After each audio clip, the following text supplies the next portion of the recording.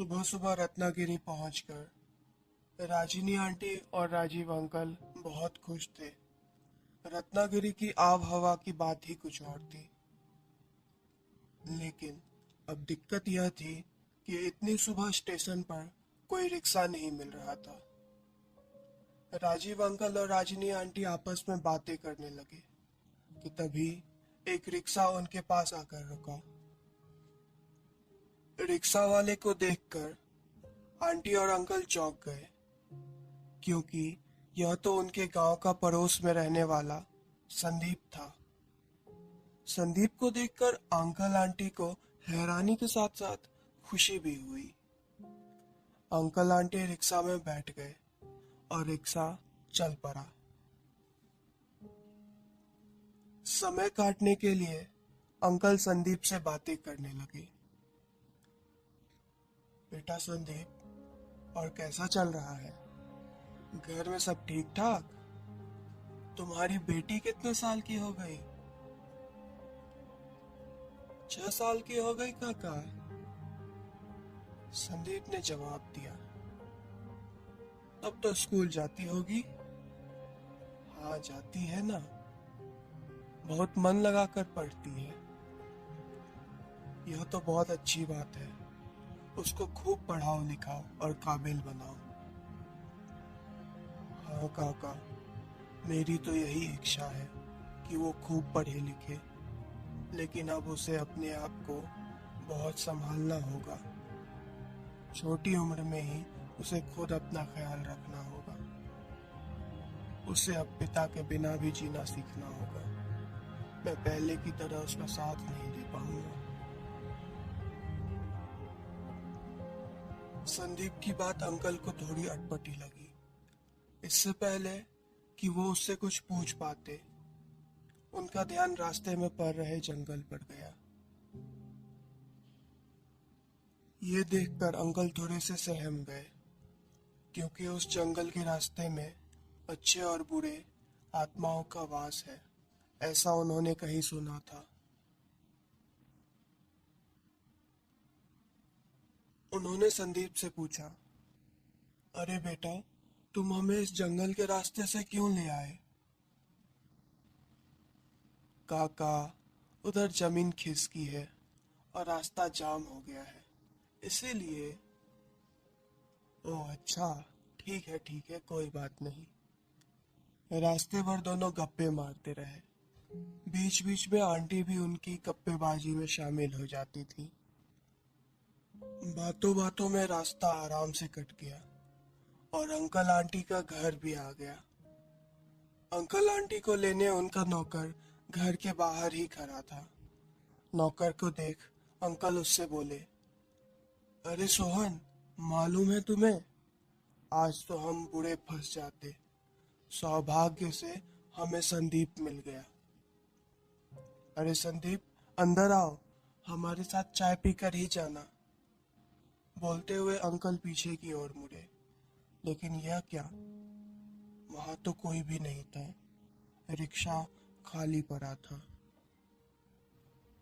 हैरान होकर अंकल और आंटी अगल बगल देखने लगे, लेकिन संदीप का कोई नामो निशान भी नहीं था। तभी आंटी की नजर रिक्शा पर पड़ी एक चिट्ठी पर गई। अरे देखिए, ये क्या है? बोलते हुए आंटी अंकल को चिट्ठी लाकर पकड़ाती है। अंकल चिट्ठी को खोलकर पढ़ने लगते हैं। चिट्ठी में लिखा रहता है, आदरणीय काका, करीब 1 घंटा पहले 2 लोग मेरे रिक्शा में बैठे थे। उनकी बातों से मुझे पता चला कि वो दोनों किसी को जान से मारने की योजना बना रहे थे। जब मैंने उनसे पूछा कि वो दोनों किस बात की योजना बना रहे थे, तो दोनों भड़क गए और मुझ पर चीखने चिल्लाने लगे। मैंने उन्हें पुलिस का डर दिखाया और उनसे बोला कि मैं सब कुछ पुलिस को बता दूंगा। इस पर हम दोनों में झड़प शुरू हो गई। मारपीट में उनमें से एक बुरी तरह घायल हो गया और भाग खड़ा हुआ। दूसरे को मैंने दो चार तमाचा और लगाया तो उसने सब सच उगल दिया। उसने आपका नाम लिया और बताया कि आपने किसी जमींदार को अपनी जमीन बेचने से इनकार कर दिया था।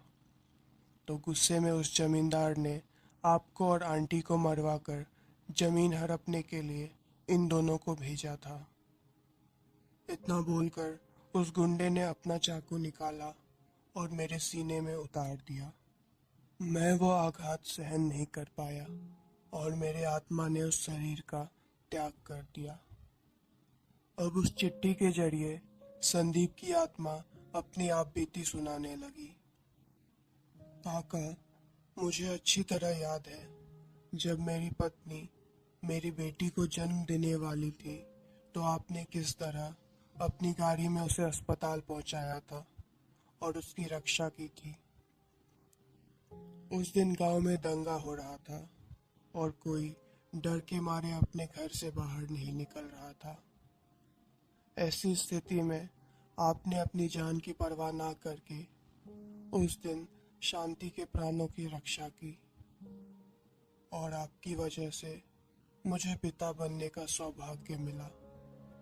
मैं कभी आपके इस एहसान को नहीं चुका पाता, लेकिन जब मुझे इन दोनों गुंडों की योजना के बारे में पता चला तो मेरी आंखों के सामने वो दिन आ गया जिस दिन शांति मेरी बेटी को जन्म देने वाली थी और मैंने इन दोनों गुंडों से आपकी रक्षा करने का निर्णय लिया। इसलिए मैं आपको जंगल के रास्ते ले आया। इस रास्ते के बारे में बहुत कम लोगों को पता है। काका, अपना और आंटी का ख्याल रखना और पुलिस से जल्द संपर्क कर लेना ताकि वो गुंडे आपको कोई नुकसान नहीं पहुंचा पाए। और हाँ, हो सके तो शांति और मेरी बेटी तक यह खबर पहुंचा देना। उससे कहना कि मैं उससे और अपनी बेटी से बहुत प्यार करता हूँ। मैं शरीर से उनके साथ नहीं हूँ तो क्या, मेरी आत्मा हमेशा उनके साथ ही रहेगी और उनका हर तरह से ख्याल रखेगी। मैं कभी भी उन्हें किसी तरह की तकलीफ नहीं होने दूंगा। अंकल ने चिट्ठी पढ़नी खत्म की और दोनों की आंखों से आंसू की धारा लगातार बहती जा रही थी। दोस्तों, ये कहानी मैंने इंटरनेट से पढ़ी है, इसलिए इसकी सच्चाई की गहराई मुझे नहीं मालूम, लेकिन मुझे ये कहानी इतनी अच्छी लगी कि मैंने सोचा क्यों ना आप लोगों से इसे शेयर करूं। आप मेरे बाकी कहानियों को भी ज़रूर सुनिए। मैंने छलावा की, गांव की, हॉस्टल और स्कूल की सच्ची कहानियां सुनाई हैं। आपको डिस्क्रिप्शन में और आई बटन में लिंक मिल जाएगा।